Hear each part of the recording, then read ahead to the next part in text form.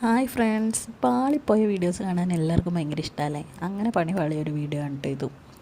അപ്പോൾ ആദ്യമേ തന്നെ ഇവിടെ കുറച്ച് ശർക്കര ഇരുന്ന് ഞാൻ എടുത്ത് നന്നായിട്ട് മെൽറ്റ് ചെയ്തു.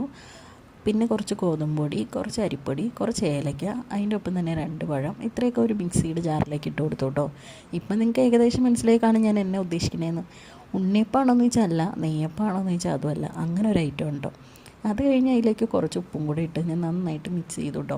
പിന്നെ ഇവിടെ കുറച്ച് കറുത്ത എള്ളി ഇരിപ്പുണ്ടായിരുന്നു, അപ്പോൾ ഒരു അലങ്കാരത്തിന് അതും കൂടെ അങ്ങ് ചേർത്ത് കൊടുത്തു.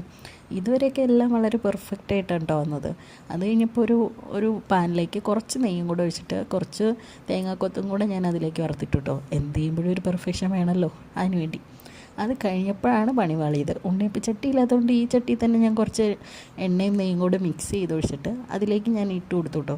എൻ്റെ പ്രതീക്ഷ എങ്ങനെയായിരുന്നു എന്ന് വെച്ചാൽ നല്ല അടിപൊളി നെയ്യപ്പം ഇങ്ങനെ പൊങ്ങി വരുന്നൊക്കെയായിരുന്നു.